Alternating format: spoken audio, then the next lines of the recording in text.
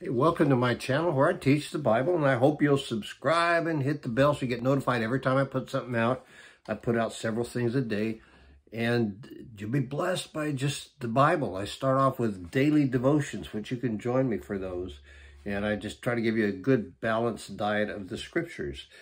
And so this is one of the messages that I put out a little bit later in the day, and I hope that you will subscribe and be looking for these. They will be helpful to you. And I call this a firm foundation. It's from 1 Corinthians 3:10 through 11. Way back in the 1950s, a home builder built a tract of homes in Spring Valley, California. And I had a church in the town next to Spring Valley for 12 years in Lemon Grove. Each home in that tract in Spring Valley was built on a cement slab. In other words, the entire home, the entire floor was built on a cement slab. That was more than the foundation. It was the floor too, but it was also the foundation. The ground in that area is unstable. And so even in the 1950s, the building codes required extensive rebar in the cement for those slabs. And that was important. Rebar is metal cross members running across each other to keep the slab from shifting and cracking, and thus holding the house steady and keeping it from shifting in the dirt, which cracks walls and does all kinds of weird things. Each house passed an inspection where the rebar was set. Then, it was inspected and passed the inspection before the cement was laid over the rebar. Okay, but the builder got the rebar past the inspection, and then on every house, he removed the rebar before the cement was poured and then used the same rebar in the next house. He was saving money, okay? Every house in that area had a cracked slab and a cracked and uneven walls in the house, every house, okay?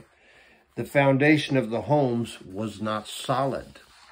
The Apostle Paul talked about a solid foundation for the life of the Christian and for the life of the church. And it is critically important. 1 Corinthians 3:10 and 11. By the grace God has given me, the Apostle Paul said, I laid a foundation as an expert builder, and someone else is building on it.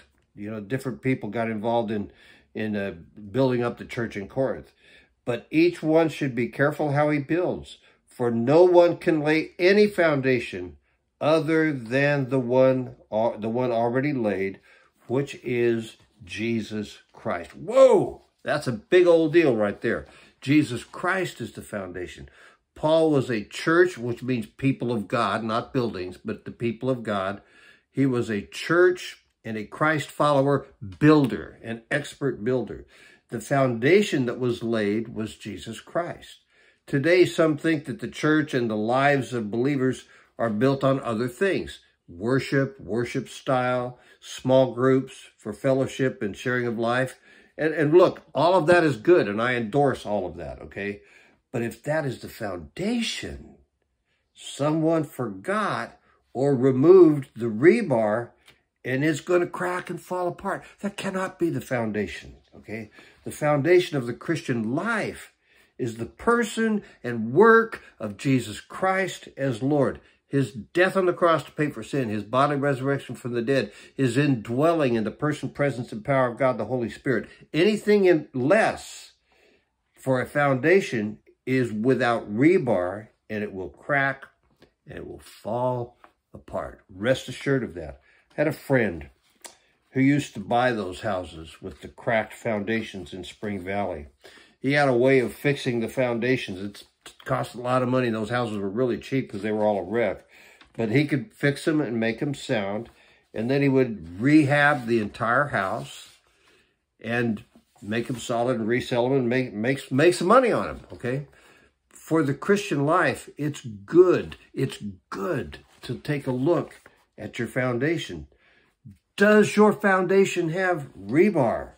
Is your foundation Jesus Christ, the person of Christ, his payment for sin on the cross, his bodily resurrection from the dead, his indwelling in the person, presence, and power of God and the Holy Spirit is the basis of your life, the person of Jesus Christ and his work?